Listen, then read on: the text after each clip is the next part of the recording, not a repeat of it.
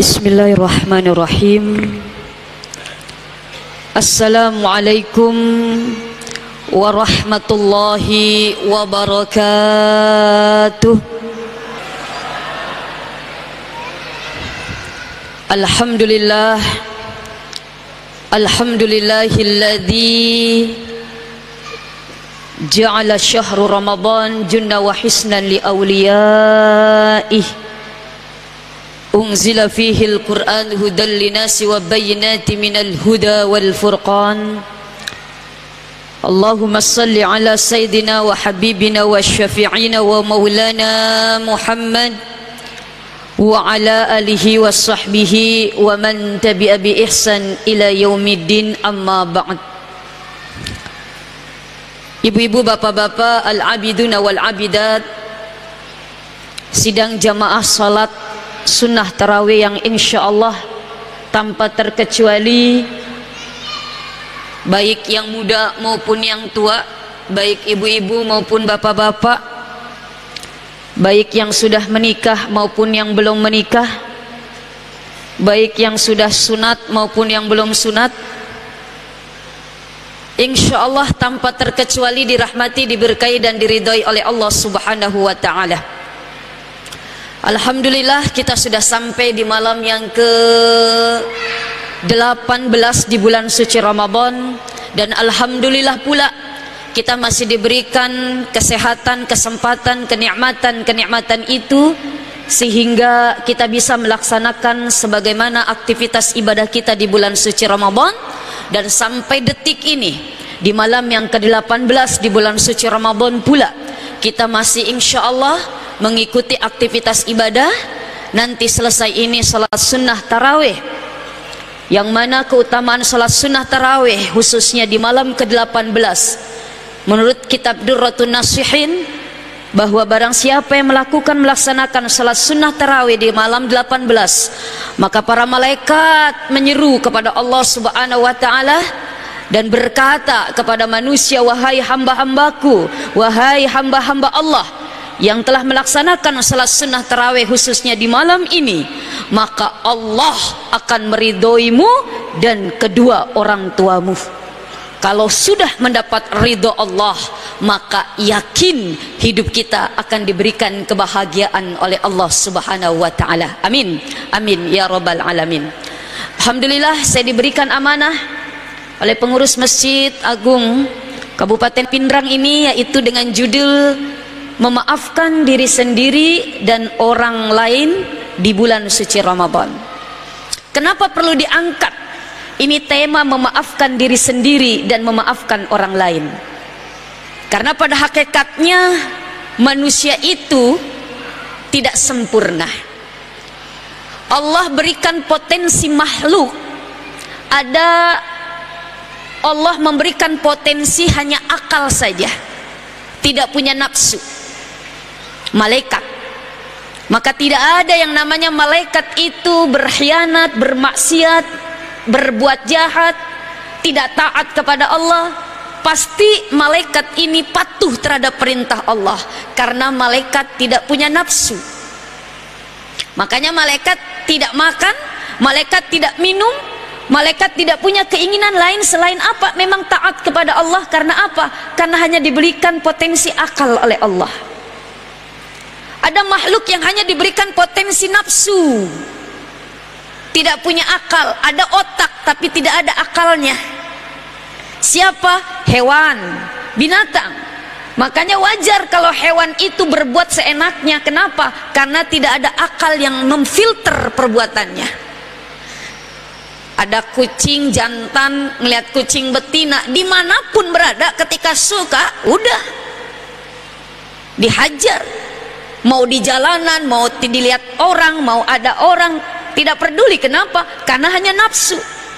Sedangkan manusia diberikan potensi oleh Allah akal dan nafsu, sehingga setiap harinya terus bertempur, setiap harinya terus berperang. Ada kalanya kita melakukan sesuai dengan tuntunan akal, ada kalanya kita melakukan hanya berdasarkan nafsu kita. Maka apa? Maka disitulah mohon maaf sering timbul kita melakukan sesuatu yang terkadang tidak dibenarkan di dalam syariat. Berbuat salah, melakukan kesalahan, menyinggung perasaan orang, menyakiti perasaan orang. Jamaah, Bapak, Pak, ada dosa tak? Ada. Ada dosa tak sama istri tak? Hah? Oh banyak. Ada salah tak sama istri tak? Oh banyak. Alhamdulillah menyadari. Makanya ada satu istilah, al-insanu mahallul khatta wan nisyan. Manusia itu tempatnya salah, tempatnya lupa, karena memang seperti itu. Jadi ketika diri kita berbuat kesalahan, melakukan satu kegagalan, melakukan sesuatu yang mohon maaf mengakibatkan kefatalan yang tidak mengenakan, itu wajar. Kita manusia, nobody perfect. Manusia tidak ada yang sempurna. Tapi jangan sampai mohon maaf ketika kita berbuat kesalahan, kita terkekang dengan rasa bersalah itu. Makanya yang pertama harus memaafkan diri sendiri, berdamai, berkompromi dengan diri sendiri. Jangan meratapi kesalahan kita, apalagi kegagalan kita. Maaf, orang-orang sukses yang ada di hadapan kita, di sekitar kita, itu pasti sebelum meraih kesuksesan, mereka pasti melewati masa-masa sulit, kegagalan, melakukan mungkin satu kesalahan dan sebagainya. Tapi orang yang baik bukan orang yang tidak pernah berbuat salah. Tetapi orang yang baik adalah apa? Orang yang pernah berbuat salah tapi belajar dari kesalahan tersebut. Tadi Bapak sudah mengakui ada salahnya, ada dosanya, ada. Ini langkah awal. Karena ada manusia-manusia yang tidak merasa dirinya berdosa. Nah ini yang parah. Saya mah nggak pernah berbuat dosa, saya mah nggak pernah berbuat salah. Itulah orang sesungguhnya yang paling sombong. Maka untuk bisa memaafkan kesalahan orang lain, yang harus kita perhatikan, kita berkompromi dulu, bisa mampu memaafkan diri sendiri. Ada yang gagal dalam pekerjaannya, ada orang yang pernah gagal dalam rumah tangganya, ada orang yang gagal mohon maaf dalam usahanya, ada. Karena mungkin melakukan satu langkah-langkah yang salah, jangan diratapi. Karena mungkin dari kesalahan itu, dari kegagalan itu, ada hikmah yang tersembunyi yang Allah selipkan. Karena Allah mengingatkan kita, asa an takrahu syai'an wa huwa khairul lakum. Bisa jadi apa yang tidak kamu sukai, yang tidak kamu mohon maaf, yang kamu benci, wa huwa khairul lakum, kata Allah. Mungkin bisa jadi itulah yang terbaik untuk kita. Mungkin ada anak-anak muda, Masya Allah, yang merasa putus asa. Kenapa? Karena diputusin sama calonnya, karena ditolak lamarannya, karena mohon maaf tidak bisa menikah dengan wanita yang dicintainya. Yakinlah itu terbaik untuk kita. Kenapa? Karena itu bukan jodoh kita yang terbaik. Makanya apa? Allah kasih satu masalah, satu peristiwa, oh lamarannya tidak diterima. Jangan bersedih, banyak wanita-wanita lain yang di luar. Masya Allah. Wa asa an tuhibbu syai'an wa huwa syarrul lakum. Tapi bisa jadi apa yang kamu sukai itu tidak baik untuk kamu. Kenapa? Karena Allah lebih tahu mana yang terbaik untuk hamba-hambanya. Maka Bapak Ibu hadirin hadirat, kalau kita memang pernah berbuat salah dari masa lampau, satu, jangan kita selalu memikirkan kesalahan kita. Artinya apa?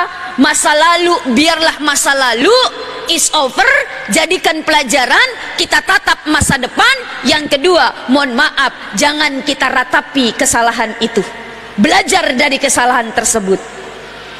Lalu yang ketiga, jangan selalu bernegatif thinking. Kalau anak sekarang bilang netting, negatif thinking, berpikiran negatif, berbaik sangka saja, apalagi harus berbaik sangka kepada Allah. Posting, positive thinking. Jamaah, oh jamaah, karena dampak yang terberat orang-orang yang mohon maaf tidak bisa memaafkan diri sendiri, satu, akan timbul stres dan depresi. Kita lihat banyak berita-berita di televisi, masih muda mohon maaf sudah putus asa, sehingga apa? Bunuh diri, gantung diri, minum baygon. Mohon maaf, bahkan dia bunuh dirinya bukan diri sendiri, dia ajak keluarganya. Kenapa? Karena merasa sudah terhimpit dengan masalah yang tidak bisa diatasi.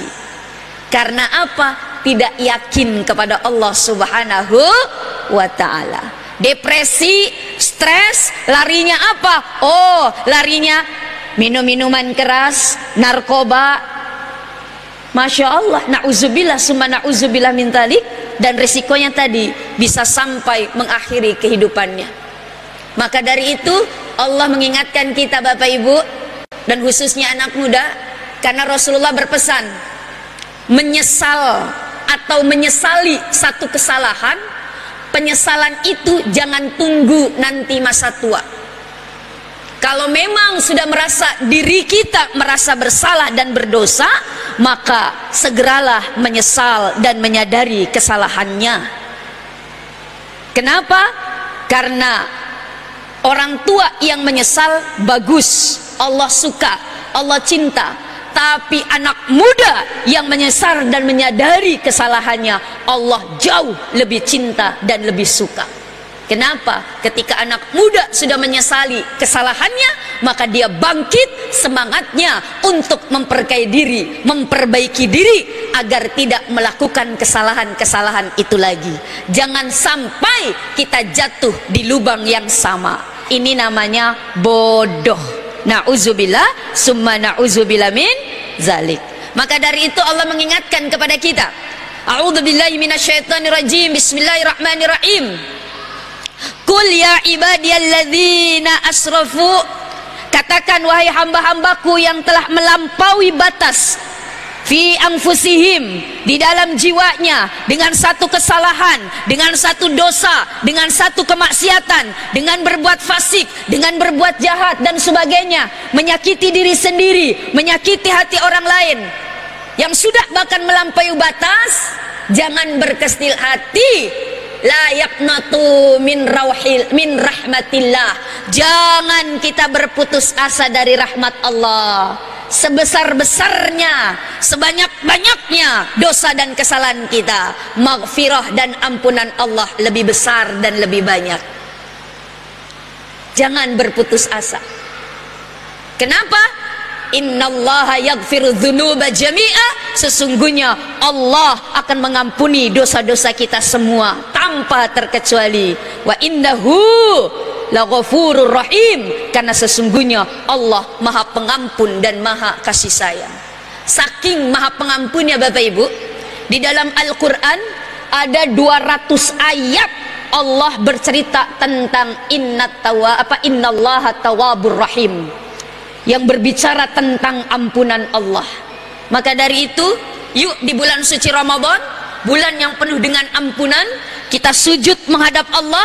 Kita sadari bahwa diri kita ini memang manusia, mohon maaf, makhluk yang lemah. Satu, yang telah berbuat dosa, yang telah berbuat kesalahan. Satu, menyadari bahwa diri kita pernah berbuat salah. Yang kedua, stop dari kemaksiatan dan kesalahan tersebut. Yang ketiga, menyesali, mohon maaf, tidak akan pernah melakukan itu lagi. Dan yang keempat, tutup kesalahan yang pernah kita lakukan dengan kita memperbanyak amal-amal soleh. Al-hasanat yudhibnas sayyiat, bahwa kebaikan-kebaikan itu akan menutupi segala kesalahan-kesalahan yang pernah kita lakukan. Apalagi di bulan Ramadan, waz-dzunuba maghfirah, dosa-dosa yang telah manusia lakukan akan diampunkan oleh Allah Subhanahu wa taala. Maka tutup Ramadan ini, isi Ramadan ini dengan kita terus bekerja, beraktivitas, beramal soleh. Jangan pernah loyo sampai di akhir Ramadan. Karena biasanya jamaah, karena biasanya di Indonesia, mohon maaf, akhir-akhir Ramadan itu semakin madodong. Berbanding kebalik kalau di Masjidil Haram, di Masjid Nabawi, di Tanah Suci, itu apa? Semakin mau ditinggalkan Ramadan, itu Masjidil Haram, Masjid Nabawi semakin penuh. Coba kita lihat di televisi. Walaupun sekarang tidak ada lagi siaran langsungnya. Lihat di televisi, kita lihat, mohon maaf, yang ada di TikTok, ada di mana, itu Masya Allah, semakin kemari semakin penuh yang namanya Masjidil Haram, semakin pada merayap. Dan saya pernah rasakan Bapak Ibu, saya lebaran di sana, dapat Lailatul Qadar insya Allah di sana, lebaran di sana, itu akhir-akhir Ramadan, apalagi malam 27, Masya Allah, kita berjalan bukan dengan kaki kita berjalan didorong sama orang. Karena saking kreditnya, saking ramai dan penuhnya. Kenapa? Karena mereka nggak mau ketinggalan momen-momen kita ditinggalkan Ramadan. Tapi berbanding kebalik dengan di Indonesia. Kalau di Indonesia semakin akan ditinggalkan Ramadan, masjid semakin mengalami kemajuan. Artinya kemajuan, barisannya maju ke depan. Semakin sedikit. Coba kita lihat di mana-mana. Kenapa saya berani berbicara demikian? Karena saya keliling dari, mohon maaf, dari masjid ke masjid, lintas kabupaten. Betul, semakin saya ceramah terawih malam 1 sampai 10 masih banyak itu jamaah. Nanti kalau ceramah 10-11 sudah mulai berkurang tuh sapnya.